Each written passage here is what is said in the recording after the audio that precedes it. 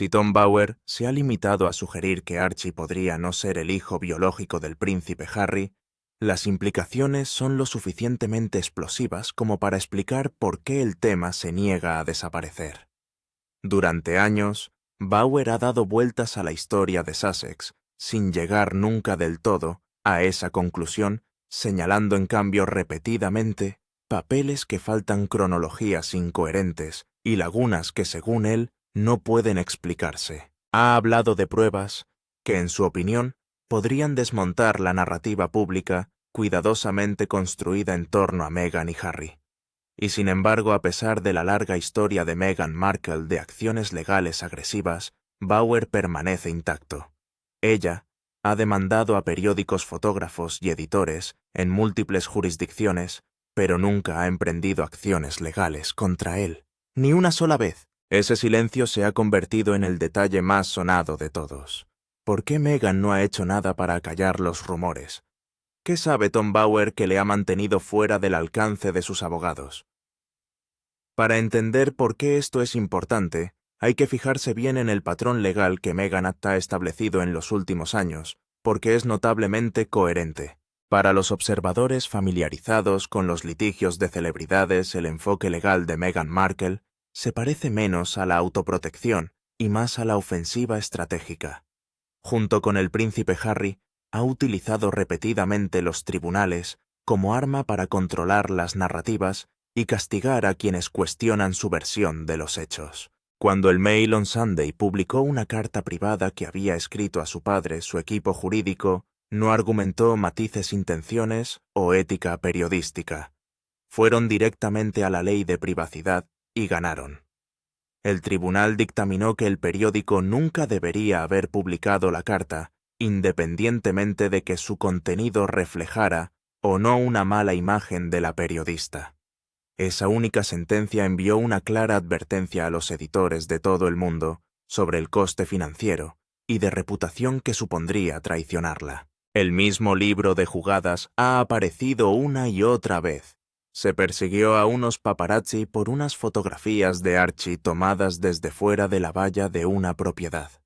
El príncipe Harry ha demandado a varios periódicos por artículos relacionados con su seguridad en el Reino Unido, alegando que incurrían en difamación. Se han dirigido amenazas legales a presentadores de televisión, comentaristas en línea e incluso a pequeñas cuentas de redes sociales. Detrás de casi todo esto se encuentra Shillings, un bufete de abogados londinense, conocido por sus tácticas tan agresivas que muchos editores prefieren retrasar, recurrir a abogados o abandonar las historias antes que arriesgarse a una confrontación. A menudo solo la reputación del bufete hace el trabajo. Precisamente por eso destaca la situación de Bauer. En 2022 publicó un libro largo y meticulosamente documentado que desmontaba pieza a pieza la imagen pública de Meghan. El libro tenía cientos de páginas e incluía afirmaciones que normalmente provocarían represalias legales inmediatas. Desde su publicación, Bauer ha seguido hablando públicamente, apareciendo en televisión y podcasts, afinando sus afirmaciones e insinuando documentos que, según él, las respaldan. Lo más sorprendente es que ha sugerido que existen serias dudas sobre la paternidad de Archie. No se trata de comentarios casuales. En cualquier otro contexto, este tipo de declaraciones serían objeto de demandas por difamación. Sin embargo, no hubo demanda. No hubo ninguna carta de cese, ninguna denuncia pública, ningún intento visible de silenciarle. La respuesta legal obvia habría sido sencilla: demandarle, dejar constancia de la verdad y poner fin a la especulación de forma permanente. Una simple prueba de ADN podría poner fin a la afirmación más incendiaria en cuestión de días.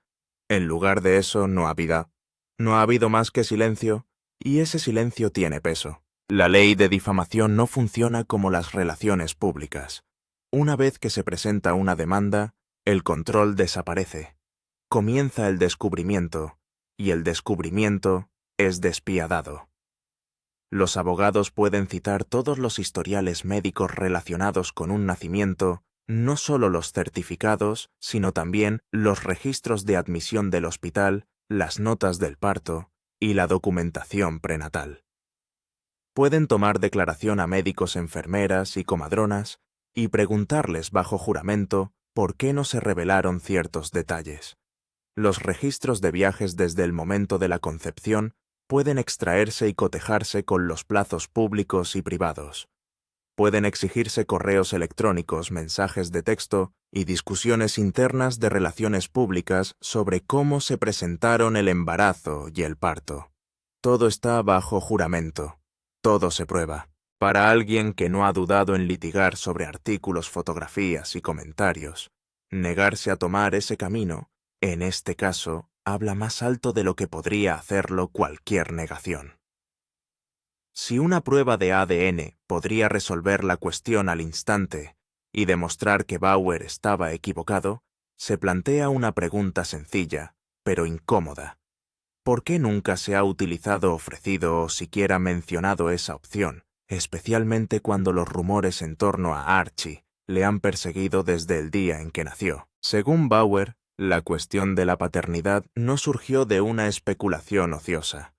Afirma que surgió tras seguir un largo y coherente rastro documental de comportamientos que parecían inalterados independientemente de las circunstancias. Su libro Revenge Venganza se basó en entrevistas con más de 80 personas, muchas de las cuales hablaron en privado, y todas ellas describieron patrones que, según dijeron, se repitieron a lo largo de distintas fases de la vida de Meghan. No fue un único incidente dramático lo que le convenció, sino la uniformidad de los relatos a lo largo de los años, los sectores y las relaciones. La gente de sus primeros años en Suits describió un cambio gradual a lo largo de 7 temporadas. Al principio se la veía agradable, agradecida y colaboradora. A medida que la serie ganaba éxito y su perfil aumentaba, esas mismas personas dijeron que su comportamiento cambió. Las peticiones se convirtieron en exigencias.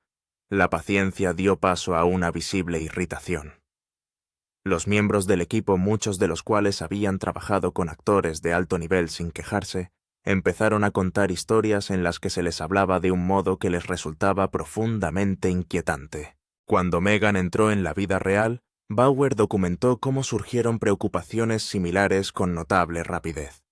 Al parecer, el personal de palacio, veteranos que habían servido a otros miembros de la realeza durante años sin incidentes, hizo saltar las alarmas en cuestión de meses. Se presentaron quejas formales de acoso lo suficientemente graves como para que el Palacio de Buckingham las reconociera públicamente y confirmara que se llevaría a cabo una investigación. Más allá de los entornos profesionales, Bauer argumentó que las relaciones personales seguían un arco familiar. Amigos de sus años anteriores a la fama describieron una cercanía que solo duraba hasta que dejaban de ser útiles, tras lo cual el contacto terminaba abruptamente. Su primer marido, Trevor Engelson, se convirtió en una figura central en el relato de Bauer porque su historia reflejaba la de otros. Según Engelson, el matrimonio cambió radicalmente una vez que Meghan consiguió su papel en Suits. Las ambiciones alineadas con el ascenso en Hollywood se intensificaron y la relación se deterioró poco después. Su padre, Thomas Markle, que había pagado la escuela privada y apoyado su carrera como actriz durante décadas, fue finalmente marginado una vez que su presencia se convirtió en un lastre antes de la boda real. La conclusión de Bauer fue que el patrón se repetía demasiado limpiamente como para descartarlo. Encanto al principio. Máximo beneficio extraído. Expectativas que aumentan rápidamente. Luego separación a menudo seguida de conflicto público o borrado silencioso. Según Bauer, cuando el comportamiento se repite sistemáticamente en la carrera profesional, las amistades y la familia, deja de parecer accidental. La parte más controvertida del libro se centró en el viaje de Meghan a Colombia para World Vision, en 2017, que tuvo lugar meses antes de que su relación con Harry se hiciera pública. Bauer citó múltiples fuentes que afirmaron que su conducta durante ese viaje levantó cejas. Hubo ausencias inexplicables, reuniones privadas que no figuraban en el itinerario humanitario, y períodos prolongados en los que, según los informes, los asistentes no sabían dónde estaba. Una fotografía que circuló brevemente por Internet la mostraba en el pasillo de un hotel de lujo con un hombre que claramente no era Harry. Los internautas se fijaron en su característica pulsera de cuero y la relacionaron con un hombre de negocios colombiano que aparecía en otras imágenes del viaje antes de que la imagen desapareciera. Bauer también incluyó el relato de Engelson de un incidente ocurrido durante su matrimonio en el que un hombre salió de la habitación de hotel de ella en un viaje de trabajo. Según Bauer, la respuesta a estas situaciones no fue la negación rotunda, sino la reformulación. Los encuentros se presentaban como estratégicos impulsados por la carrera y necesarios más que personales. Según Bauer, ese encuadre cristalizó una visión del mundo en la que la ambición justificaba acciones que otros cuestionarían. Cuando Bauer abordó la especulación sobre la paternidad, no la presentó como un chisme, sino como el punto final lógico de un patrón largo y documentado, que en su opinión hablaba por sí mismo. Independientemente de que los lectores acepten o no sus conclusiones, la razón por la que las afirmaciones perduran es que están incrustadas en una narrativa más amplia, construida a partir de años de testimonios similares. Una vez que los detectives en línea alinearon las fechas de ese viaje a Colombia con el nacimiento de Archie y examinaron de cerca cuándo se anunció el embarazo, la línea de tiempo comenzó a levantar cejas. Fue entonces cuando surgió la verdadera pregunta. ¿Qué documentos o pruebas reales afirma tener Bauer y por qué aún no los ha puesto sobre la mesa? Una línea temporal que no cuadra. Internet funciona a base de líneas de tiempo y capturas de pantalla, y en lo que respecta al nacimiento de Archie, los investigadores en línea han pasado años alineando las cosas y preguntándose por qué tantos detalles no les cuadraban. Nada de esto proviene de conclusiones oficiales o sentencias judiciales. Viene de personas que comparan fechas, fotos y calendarios públicos y observan lagunas que, según dicen, nunca fueron explicadas claramente por el palacio. El punto de partida es el calendario. Archie nació el 6 de mayo de 2019. Contando hacia atrás un embarazo típico sitúa el periodo probable de concepción a finales de julio o principios de agosto de 2018. Ahí es donde los investigadores aficionados centran su atención. Durante ese tramo, Meghan y Harry seguían manejando agendas a larga distancia. Registros públicos y fotografías las sitúan en actos en Estados Unidos, mientras que Harry aparecía en compromisos reales en el Reino Unido. La gente que escudriñó la cronología vio que sus movimientos no coincidían durante mucho tiempo, lo que suscitó dudas en Internet sobre cuándo estaban realmente juntos. La atención se centró entonces en el anuncio del embarazo. Meghan reveló que estaba embarazada durante la gira por Australia, en octubre de 2018, un momento que garantizó titulares mundiales. Los comentaristas en línea señalaron que la mayoría de los miembros de la realeza, de alto rango, tradicionalmente, esperan hasta el segundo trimestre antes de anunciar embarazos, en gran parte por precaución. Meghan declaró que estaba de alrededor de 12 semanas en ese momento, lo cual no es inaudito, pero llamó la atención de los observadores, que ya estaban observando de cerca. El propio nacimiento echó más leña al fuego. A diferencia de otros nacimientos reales, los detalles tardaron en salir a la luz. Hubo confusión sobre qué hospital estaba involucrado, y los nombres de los médicos no se dieron a conocer de inmediato. No se celebró el tradicional pase de fotos tras el parto en el hospital. Cuando Meghan y Harry presentaron públicamente a Archie 2 días después, ella apareció serena, peinada y caminando con tacones, lo que algunos espectadores consideraron que no se ajustaba a sus expectativas de alguien que acababa de dar a luz, aunque las experiencias posparto varían mucho. Luego vino el papeleo. Semanas después de la presentación inicial, se modificó el certificado de nacimiento de Archie. Se eliminaron los nombres de pila de Meghan y se modificó su ocupación. Las autoridades lo describieron como una corrección administrativa, algo que suele ocurrir pero el cambio se convirtió en un foco de especulación en Internet porque los documentos reales suelen ser meticulosos. Fotos y vídeos del embarazo fueron analizados fotograma a fotograma. Algunos profesionales de la medicina comentaron en Internet que el aspecto de la barriguita de Meghan parecía variar de tamaño o posición de un evento a otro. Un vídeo de la gira por Australia, en el que su vestido parecía moverse al ponerse de pie, se convirtió en un momento viral. Los principales medios de comunicación tacharon de infundadas las teorías que siguieron, pero las imágenes siguieron circulando porque eran visuales y fáciles de reproducir. Nada de esto demuestra nada por sí mismo. Lo que demuestra es cómo el secretismo, incluso cuando está justificado, crea espacio para la especulación. Una vez que las preguntas se afianzan en Internet, cada detalle que falta se magnifica. Para los escépticos, la falta de respuestas directas no calmó la conversación. Les convencía de que había más cosas que investigar independientemente de que esa creencia se basara o no en la realidad.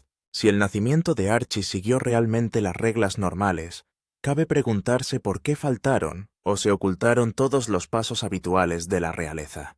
No se nombró a ningún médico, no se confirmó la presencia de ningún hospital, no hubo testigos oficiales, e incluso los anuncios públicos habituales no se produjeron a tiempo o en absoluto. La bomba de Trevor Engelson. Más de 4 años después de que Meghan y Harry se casaran, Trevor Engelson guardó silencio en público.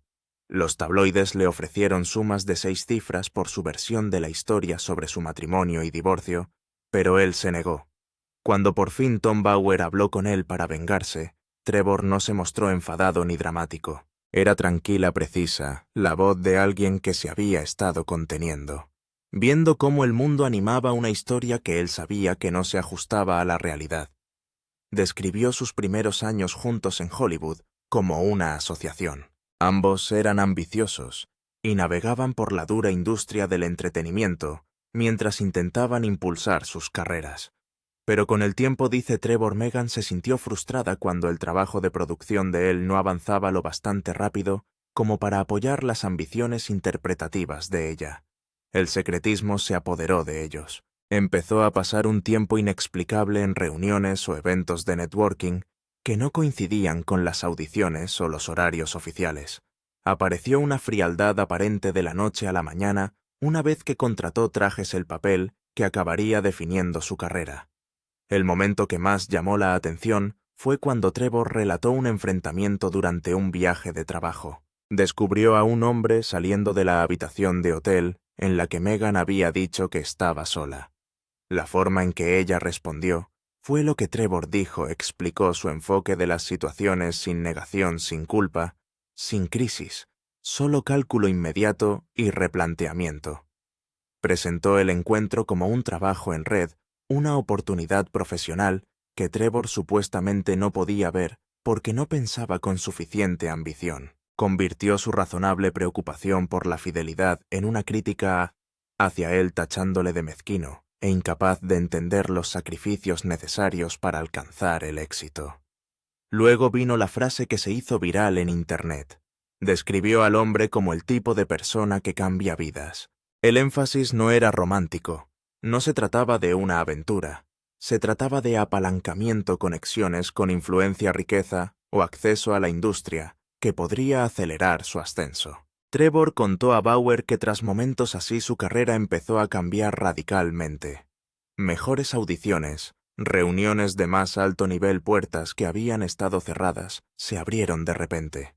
La implicación, lo creas o no, es clara. Meghan utilizó relaciones personales estratégicas para impulsar su carrera. Eso no significa que hiciera nada ilegal.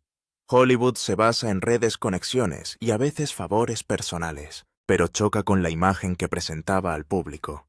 Su marca cuidadosamente cultivada había hecho hincapié durante mucho tiempo en el empoderamiento, la independencia y el éxito autodidacta. El testimonio de Trevor pintó un cuadro diferente en el que los movimientos calculados entre bastidores, las relaciones aprovechadas para obtener acceso y la cuidadosa sincronización fueron herramientas clave en su ascenso. Para quienes lean el libro de Bauer, no se trataba de un escándalo por el mero hecho de cotillear.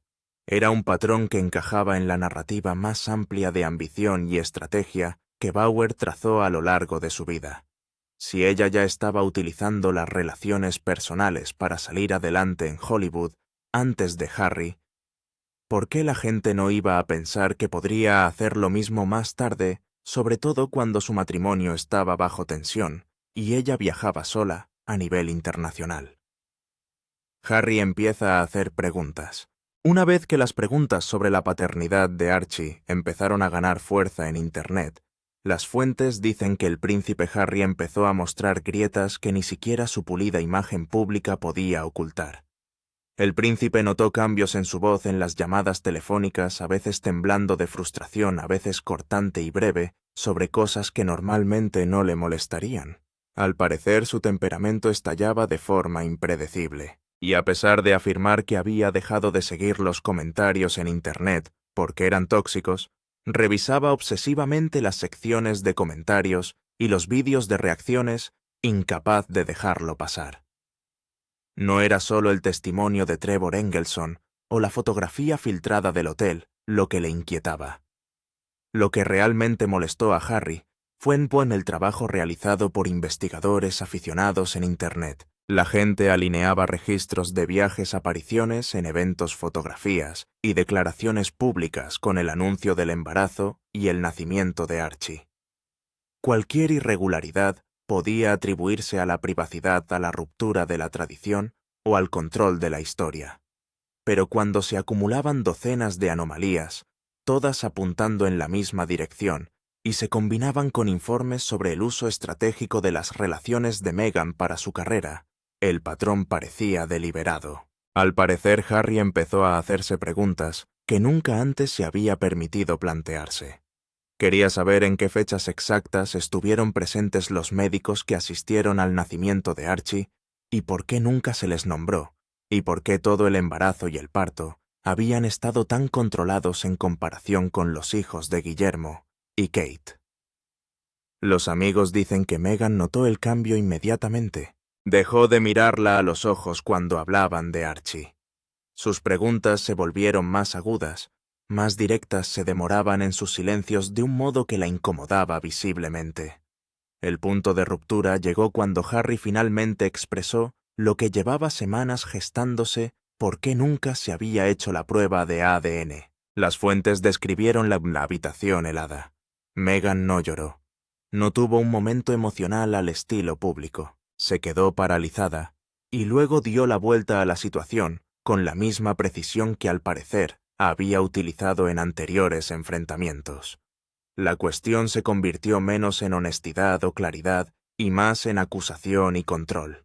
Enmarcó la situación como si Harry estuviera del lado de todos contra ella: el palacio, los medios de comunicación, los detectives en línea e incluso Bauer. Ella redirigió la atención hacia él, pintando su preocupación como una traición en lugar de una investigación legítima.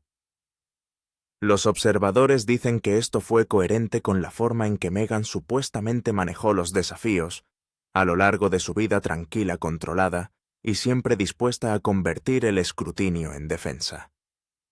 Para Harry, dicen las fuentes, fue agotador y desorientador. Se enfrentaba tanto a la especulación en Internet como a cuestiones privadas sobre la confianza y la narrativa, todo ello mientras navegaba por un matrimonio ya bajo tensión y una vida pública que exigía perfección.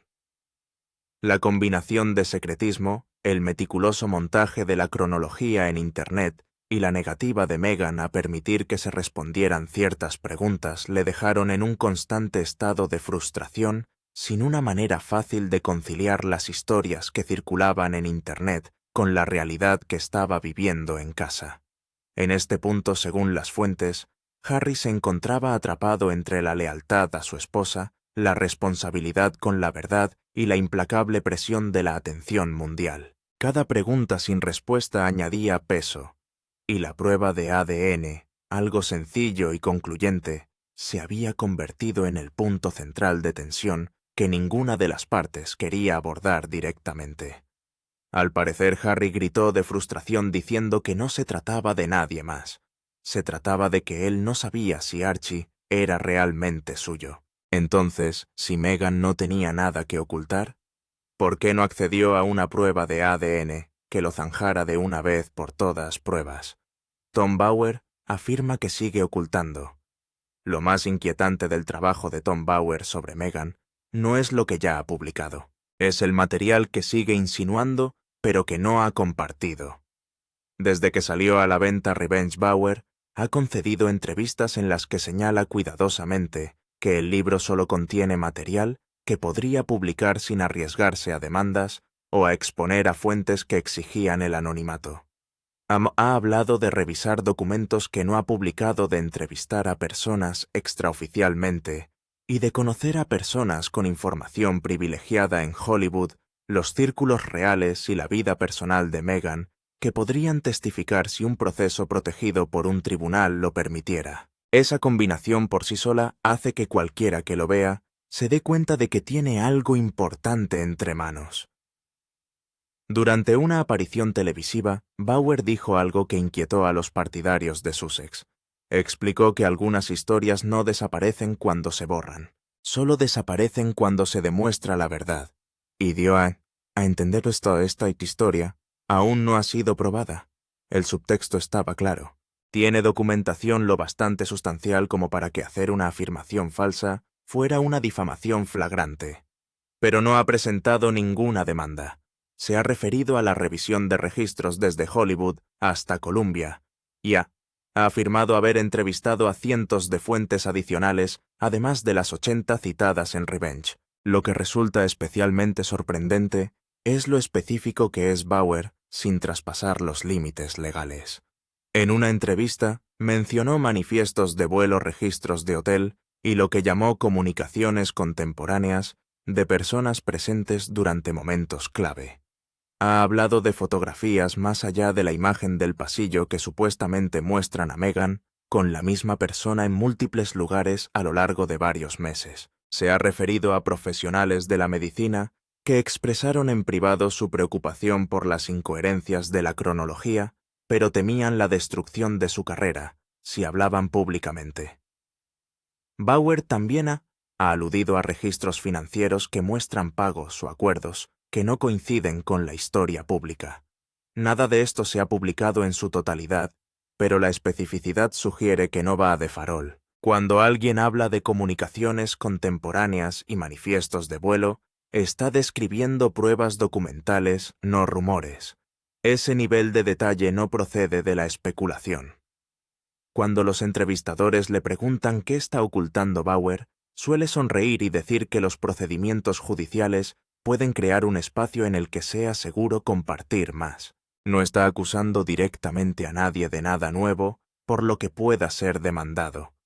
En su lugar, está enviando una señal de que tiene información lista para publicar si se dan las condiciones adecuadas. Eso es presión psicológica a un nivel muy alto. Mantiene a la gente, incluida Meghan, adivinando. Para Meghan esto crea un dilema casi imposible.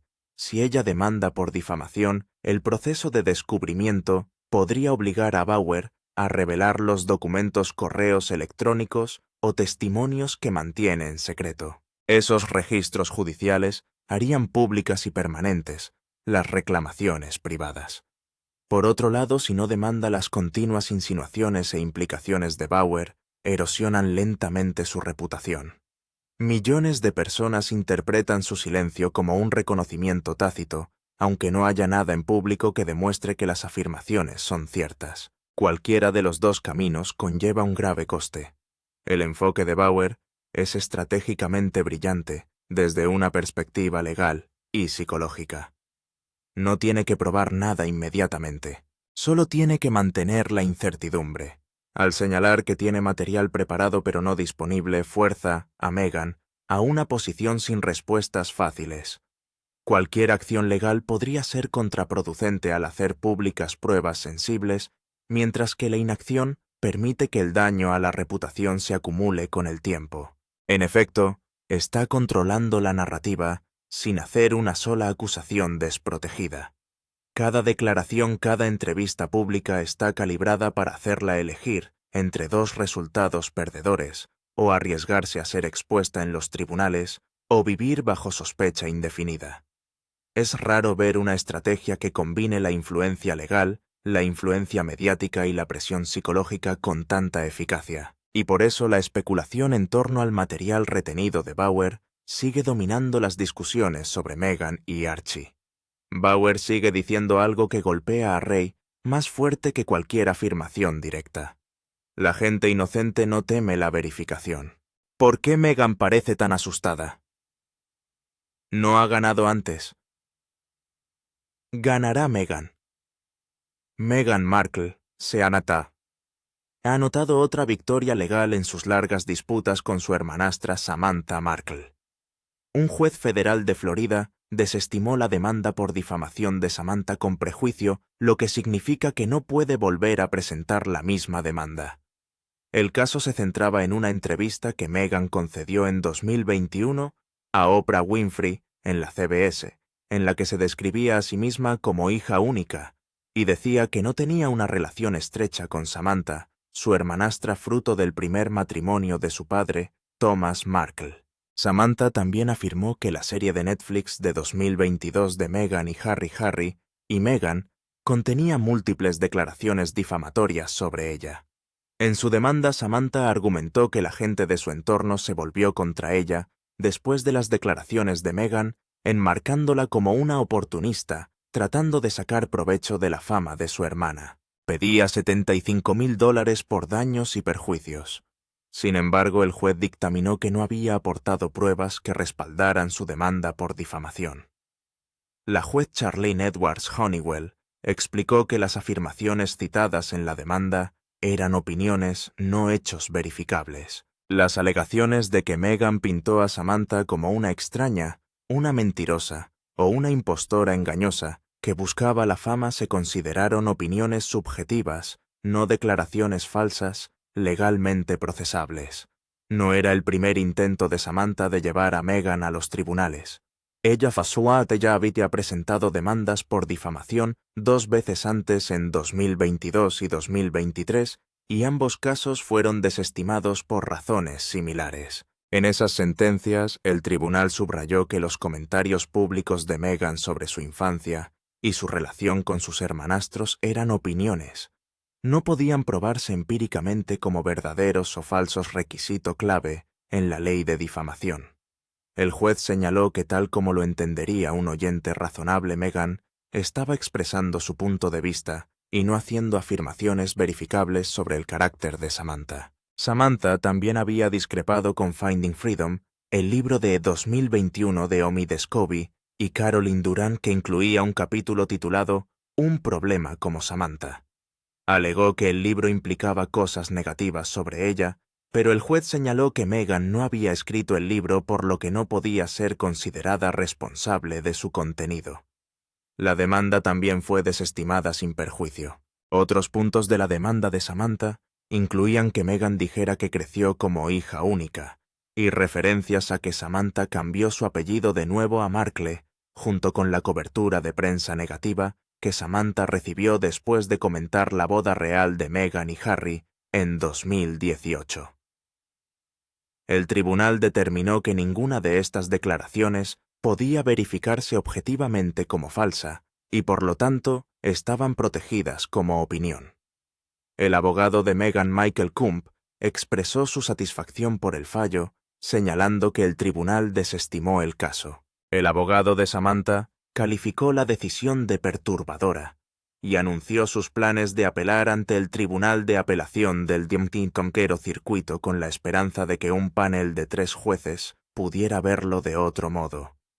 Esta desestimación se suma al historial legal de Meghan en disputas familiares, reforzando que las opiniones, incluso cuando se enmarcan en un foro público como una entrevista o un libro, están protegidas de las demandas por difamación, a menos que se puedan demostrar falsedades claras y verificables.